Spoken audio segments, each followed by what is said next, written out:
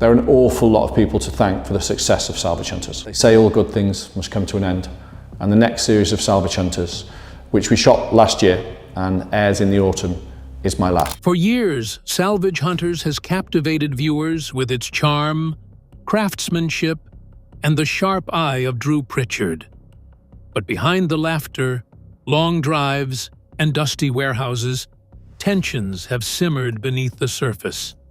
He took a chance and very much made the programme his own with his unrelenting humour and off-the-cuff one-liners. He understood exactly what I was trying to get across. Now Drew has finally broken his silence, publicly naming the 5 worst team members he has ever worked with. His revelations don't just expose personality clashes, they uncover hidden conflicts, shocking betrayals, and behind-the-scenes chaos fans never imagined. So what really went wrong? And who made Drew's infamous list? How Drew Pritchard turns dusty finds into timeless gems. Salvage Hunters is a British TV series built around adventure, curiosity, and the thrill of uncovering forgotten treasures. At the heart of the show is Drew Pritchard, a well-known decorative salvage dealer with a sharp eye for beauty, hidden beneath dust, rust, and time. Since its debut on Quest in 2011, the program has run for 19 successful series, captivating viewers with its simple but irresistible idea. Travel across the country, find remarkable antiques, bring them back to life, and give them a new home. Each episode follows Drew as he hits the road, often covering long miles in search of rare and unusual pieces. His destinations range widely: quiet antique shops tucked away in little towns, crowded trade fairs buzzing with energy, grand private estates, old farmhouses, and even centuries-old mansions filled with history. Sometimes he visits everyday people with attics full of potential treasures. Other times, he steps into spaces untouched for decades. Wherever he goes, there is always the promise of discovery. The show's charm lies not only in what Drew finds, but how he finds them. Viewers watch him carefully inspect objects, spot the potential beneath the grime, and engage in lively price negotiations, usually gentle, sometimes firm, always entertaining. When he finally settles on a deal, it feels like watching a small victory. The journey doesn't end on site. After collecting his finds, Drew travels back to his base in Conwy, where his skilled team takes over. Here, the items are cleaned, repaired, restored, or transformed with great care. This behind-the-scenes look gives the show an extra layer of excitement, as viewers get to see a worn, forgotten item slowly return to life. When the restoration is done, each piece is photographed beautifully and put up for sale, often fetching impressive prices. Episodes typically wrap up with a neat summary of the trip: what Drew bought, how much he spent, what it cost to restore, and, if an item has already sold, the final profit.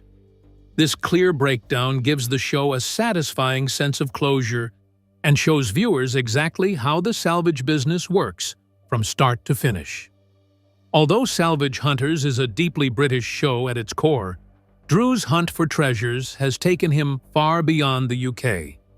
Over the years, he has traveled to many European countries, including France, Italy, Belgium, Spain, Germany, Norway, Hungary, the Netherlands, and the Republic of Ireland, in search of fresh and unusual stock.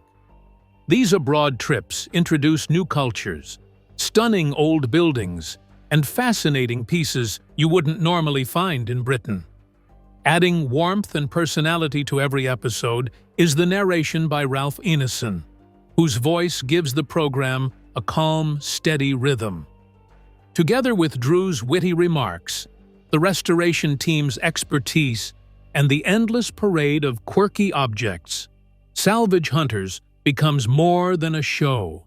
It becomes a journey through history, craftsmanship, and the timeless joy of discovering something special where no one else thought to look.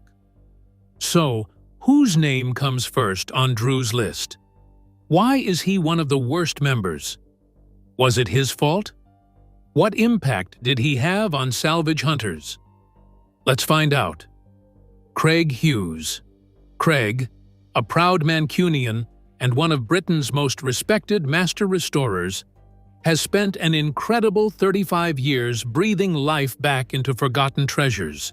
For more than 3 decades, he has worked with skill, patience, and a deep love for craftsmanship, transforming broken, dusty relics into beautiful pieces that look as if they never aged. His hands have touched everything from centuries-old furniture to rare industrial artifacts, and each restoration carries the unmistakable mark of his expertise. Many people know Craig not only for his exceptional talent, but also for his warm, down-to-earth presence on television. His work has been showcased on several popular shows, most famously the Discovery Channel's Salvage Hunters, Salvage Hunters, The Restorers, and Salvage Hunters, Classic Cars.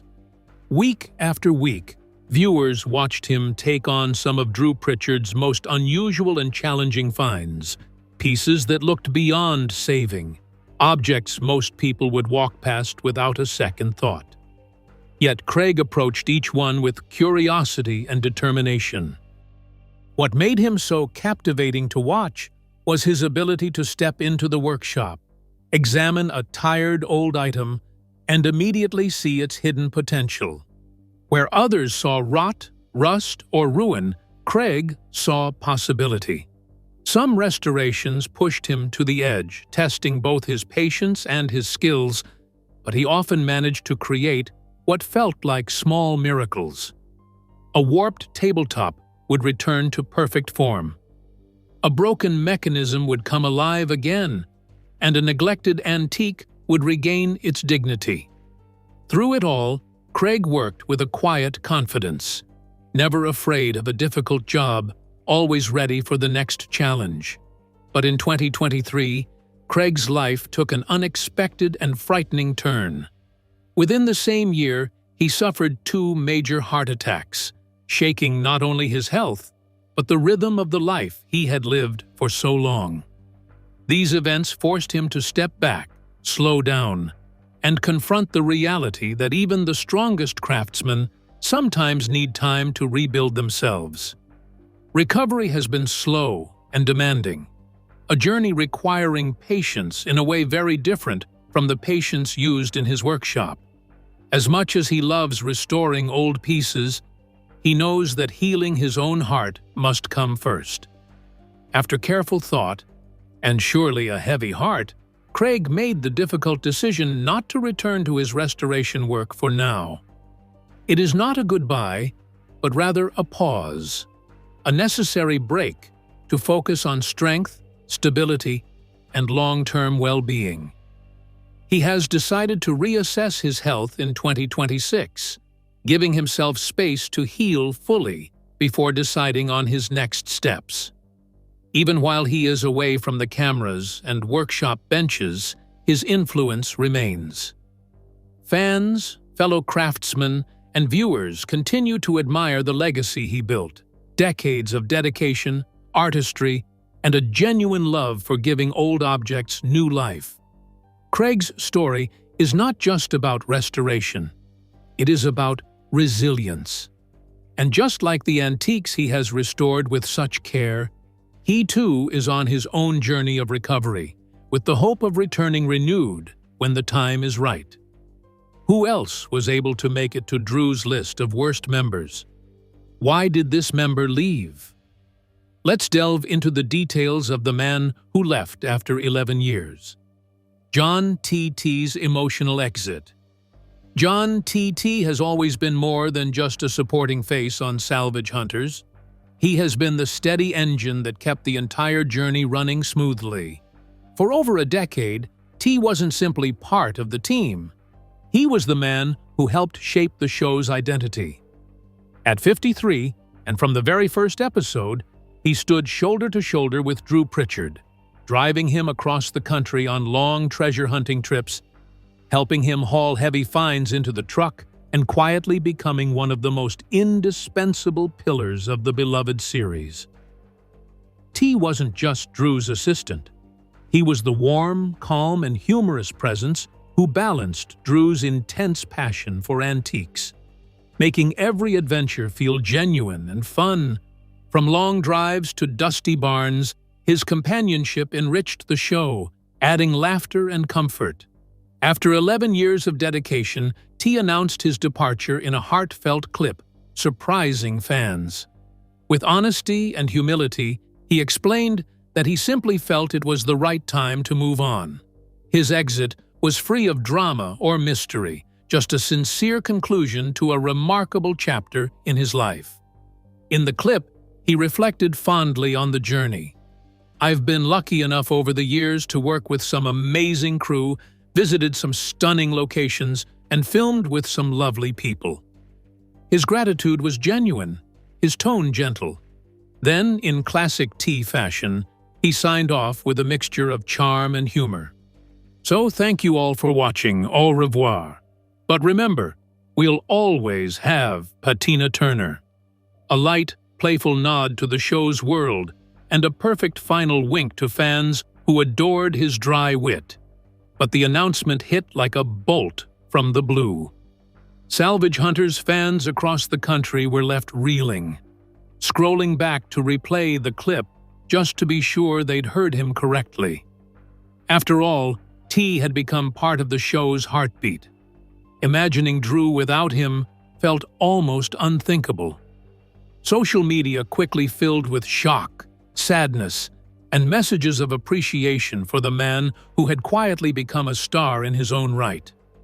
T's departure marks the end of an era, one built on friendship, hard work, and countless miles traveled in search of hidden treasures. And though he may no longer be riding shotgun on Drew's adventures, his legacy and the warmth he brought to the screen will always remain woven into the fabric of Salvage Hunters. Who is the next worst member on Salvage Hunters? What could have brought him to the list? Let's delve into the details of the member from West Wales Antiques. Alistair Dryberg. Alistair Dryberg, the newest Welsh face lighting up the popular TV show Salvage Hunters, has opened up about his lifelong love affair with antiques, his deeply rooted friendship with Drew Pritchard, and the unexpected twist that brought him onto the show.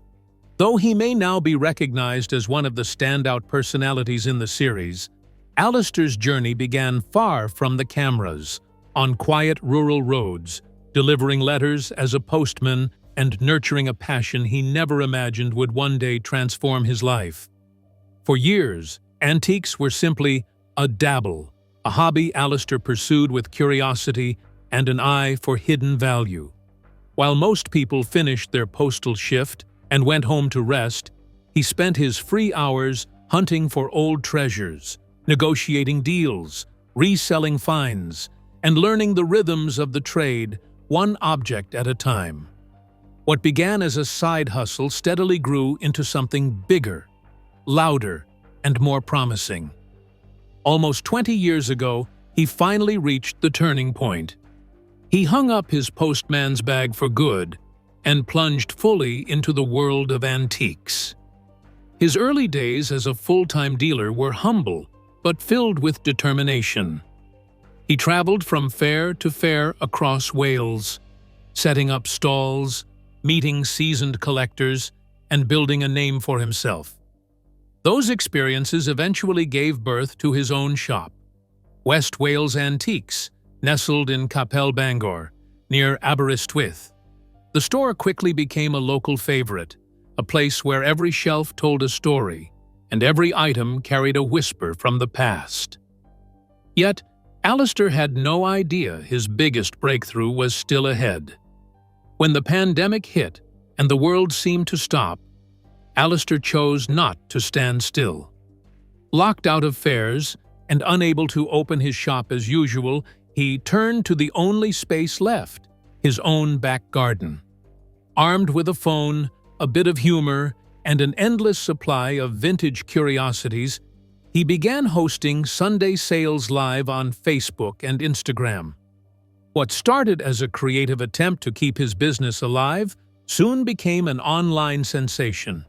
Viewers tuned in not just to buy antiques, but to enjoy his charm, his warmth, and the unmistakable enthusiasm that made even the rustiest object seem interesting. Interestingly, although Alistair had known fellow antique expert and Salvage Hunters star Drew Pritchard for around 20 years, the two often crossed paths in the antiques world. It was these garden sales, not their friendship, that triggered his big break. Drew knew the man. The producers discovered the entertainer. The videos showcased Alistair's natural ability to engage people, tell stories, and make old items feel exciting and fresh. He wasn't simply selling antiques, he was creating an experience. The production team behind Salvage Hunters quickly took notice. His online presence showed exactly the kind of personality that could bring new life and energy to the show, especially after longtime favorite T departed in 2023. Soon, the dad of two found himself being invited into the next phase of his journey, becoming part of the new era of the beloved program. Today, Alistair stands as a symbol of how passion, persistence, and a little creativity can open surprising doors. From delivering mail on rural lanes to standing beside Drew Pritchard on national television, his story blends hard work with serendipity. His rise wasn't planned. It grew gradually through years of learning, experimenting, and never giving up on what he loved. And now, as he helps shape the next chapter of Salvage Hunters, fans are discovering what those who have known him for years always recognized. Alistair isn't just an antiques dealer. He's a storyteller, a treasure finder, and a man whose journey proves that sometimes the most extraordinary paths start in the most ordinary places. On the list is another familiar face among those returning to the spotlight. Who is he? What is his role? How did he make it to the list? Let's find out. Alex Webster. Alex Webster is a skilled antique furniture restorer whose hands have brought countless forgotten treasures back to life. He is the proud owner of the French Polishing Emporium in Colwyn Bay, a workshop known locally for its warm smell of wood, varnish, and history. Alex is not just a craftsman, he is a storyteller who speaks through the pieces he restores. A married father of two, he balances family life with the delicate art of reviving old furniture, a world where every scratch and crack holds a memory waiting to be revealed. Alex, previously a behind-the-scenes figure on Salvage Hunters, is stepping into the spotlight in the new season. For years, he quietly restored and polished items unearthed by Drew Pritchard, but now he's taking on a more prominent role, a prospect that excites and slightly surprises him. His workshop has become a central hub for filming, hosting the production crew over several days across 4 months. During these sessions, the space buzzed with activity, cameras rolling, lights moving, sawdust in the air, and craftsmen focused on their work. This shift marks a turning point in Alex's journey on the show, highlighting his skills and giving him long-awaited recognition for the craftsmanship and dedication he has quietly contributed behind the scenes. The process is simple on paper, but thrilling in practice. Drew, with his sharp eye for hidden gems, hunts down the items that need saving. Once he brings them in, it becomes Alex's mission to breathe new life into them. He studies each piece carefully, feeling the wood, examining the damage, imagining what it once looked like and how far it can be restored. Every project becomes a puzzle, one that tests not only his technical skills, but his creativity and patience. After days or weeks of delicate work, the moment of truth always arrives. Drew returns to appraise the finished piece. This is where Alex's craft meets judgment. Did he bring back the character of the furniture? Did he preserve its story, while giving it strength for another lifetime. Drew has high standards, and Alex loves the challenge. There's a quiet thrill in watching Drew walk through the workshop door, eyebrows raised, eyes scanning for details only a trained restorer or experienced dealer would notice.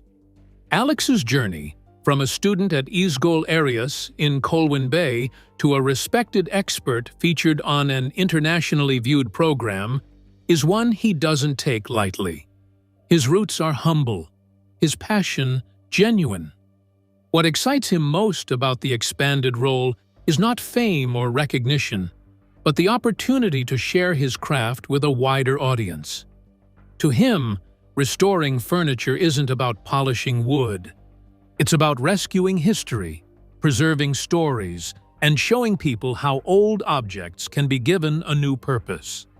As the new season approaches, viewers can expect to see more of Alex's warm personality, steady hands, and patient craftsmanship. His presence adds a new layer to Salvage Hunters, a mix of artistry, tradition, and heartfelt care for the past. And with each episode, Alex invites the audience deeper into the enchanting world of restoration, where forgotten objects are reborn and every finished piece carries both its original history and the mark of the man who restored it. The next on the list is someone you can't imagine. Who is he? What makes him unique? Why is he on the list? Let's dig into the details of the collector whose appearance speaks louder than his job. Siran Yumaki. Siran Yumaki defies the image most people conjure when they think of an antiques collector. He isn't the kind of man you'd picture in a perfectly pressed suit, gleaming shoes, or seated at a high-end auction house, raising his paddle for the rarest and most expensive historical treasures. In fact, the kind of glamorous, spotlight-filled antiques world most envision seems worlds apart from Siran's daily life. Instead, you're far more likely to stumble upon him in the shadowy corners of dusty attics or forgotten basements, kneeling over a jumble of wires, shards of glass, and scraps of metal, his eyes scanning for hidden stories and forgotten beauty. Flea markets are another playground of his, where he haggles over a chipped wall clock or a weathered lamp, delighting in the thrill of uncovering value where others see only rubbish. For Siran, the magic isn't in the price tag. It's in the history, the mystery, and the unexpected narrative each piece carries. At 45, this bearded, warm-eyed man from Tottenham has carved out a unique space in the world of antiques, one that blends instinct, passion, and a dash of eccentricity. He's not chasing prestige or recognition. Rather, he's guided by curiosity and a genuine love for objects that whisper tales of decades, even centuries past. Each flea market haggle, each dusty discovery, each carefully restored item is part of a larger journey, a quest to bring forgotten artifacts back into the light, to connect the past with the present in ways both tangible and personal. Siran isn't alone in this endeavor. Around 8 years ago, he joined forces with his brother, Kunit, to create something entirely their own, Rag and Bone Brothers. Nestled in the bustling Palmer's Green area of Enfield, their shop is a small, unassuming treasure trove that reflects both brothers' shared ethos. Unlike sprawling, high-end antique emporiums, Rag and Bone Brothers thrives on personality, character, and the thrill of discovery. Every item on its shelves, from vintage lamps to quirky furniture to overlooked trinkets, carries with it a story waiting to be told. The shop itself feels like a labyrinth of memories. Walking through it, customers might catch a glimpse of a brass lamp with a dented shade, a set of old wooden drawers that still smell faintly of cedar, or a clock with a face so worn it seems to have ticked through 100 lifetimes. Siran believes that every object holds more than material value. It holds energy, echoes, and fragments of the lives of the people who once owned it. This perspective is what sets him apart in a world often dominated by flashy auctions and glossy catalogs.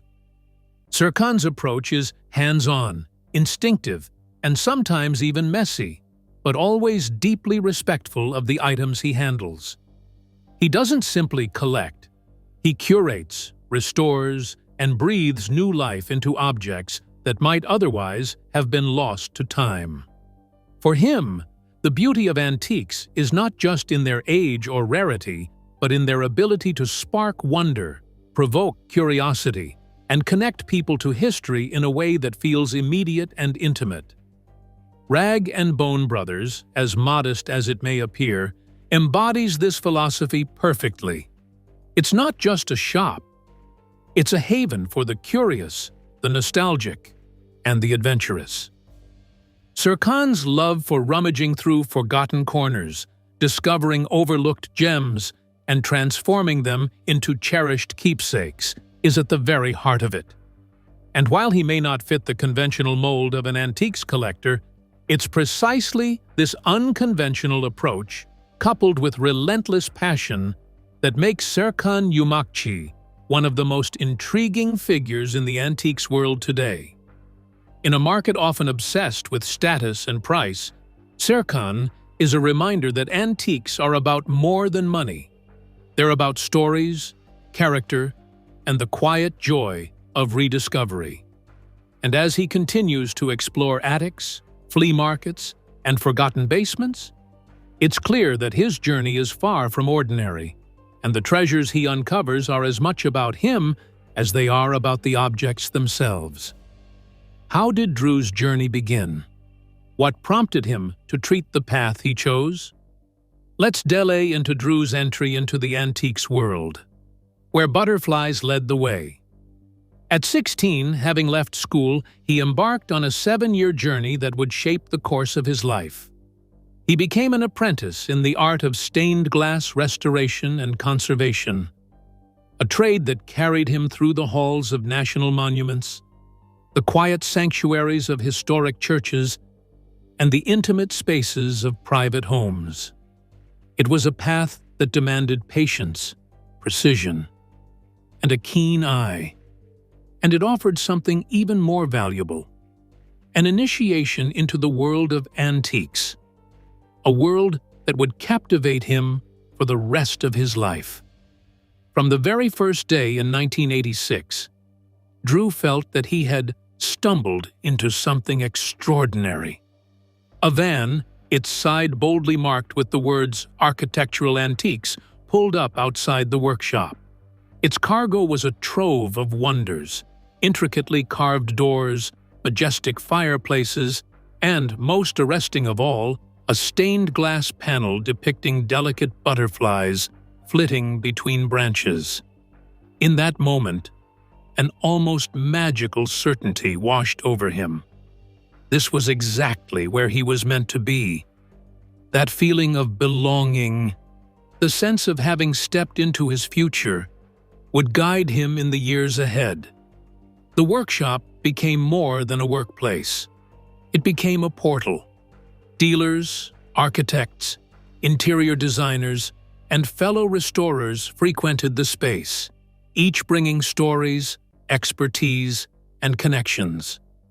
Through these interactions, Drew was introduced to a network he had dreamed of joining since he was just 11 years old. A world that, in the 1980s, was notoriously difficult for young people to break into. At that time, the antiques industry was a guarded enclave where access was often restricted to those with family ties or established reputations. Apprenticeships like Drew's were one of the few legitimate gateways, offering a hands-on route into the heart of the trade. During those formative years, Drew's education extended far beyond technique. He learned to handle delicate glass and wood with skill and care, to understand the subtleties of restoration, and to appreciate the stories embedded in every antique object he touched. He saw firsthand how architecture, craftsmanship, and design intertwined across centuries, how the past could speak to the present through careful conservation. More importantly, he absorbed lessons that no classroom could teach: patience, meticulous attention to detail, and the ability to recognize quality and value where others might overlook it. This apprenticeship also offered him the space to cultivate his own vision. While restoring centuries-old windows or refurbishing ornate fireplaces, Drew began to develop his sense of taste, his eye for what made a piece remarkable. He experimented, observed, and reflected, slowly forming an understanding of the antiques world not just as a business, but as a living, breathing ecosystem of history, artistry, and commerce. He learned how each element, materials, design, provenance, and condition, could tell a story, and how to communicate that story to collectors and clients. By the time his apprenticeship concluded, Drew was not merely a skilled restorer. He was a young professional with a wealth of experience across multiple disciplines. He had earned a deep respect for craftsmanship and a profound understanding of the antiques trade, knowledge acquired only by working from the ground up. Those 7 years laid the foundation for a career built on curiosity, expertise, and a lifelong passion. A career in which his own ideas, developed in those early days, would flourish into a distinctive approach to collecting, restoration, and the art of seeing value where others might see only age. How did Drew transition from the workshop to the world stage? When did he intentionally set out on the journey? Were his skills perfect enough to get him there? Let's find out. Drew Pritchard's antique journey. At just 23, Drew left the workshop and boldly embarked on his own journey, opening an antique showroom and restoration business. From the very beginning, his focus was clear: architectural antiques, a passion that had captured his imagination early on. The skills and experience he gained during his formative training provided a strong foundation, allowing him to seamlessly combine collecting, dealing, and restoration into a career that quickly drew attention. Over the decades, Drew's name has become synonymous with expertise, taste, and innovation in the antiques world, earning him a reputation as one of its most influential figures. For more than 30 years, Drew has not only honed his craft, but has continually adapted to the changing tides of the antiques industry. Today, he is a trusted source for some of the leading dealers and interior designers, supplying them with exceptional pieces on a weekly basis. His expertise has been showcased repeatedly at prestigious fairs such as Olympia and Battersea, where his exhibitions have consistently attracted attention for their quality and distinctive style. Meanwhile, his curated selection, ever-evolving and carefully presented on his website, reflects a deep and unerring eye for detail, taste, and historical significance. And, of course, he is familiar to millions through one of television's most beloved antique programs, where his knowledge and charisma bring the world of antiques into homes across the country. What sets Drew apart is his refusal to follow trends or compromise his vision. Each collection he presents is a personal statement, a distilled reflection of 30 years immersed in antiques. Among his specialties, industrial furniture and lighting stand out, fields he pioneered during the 1990s.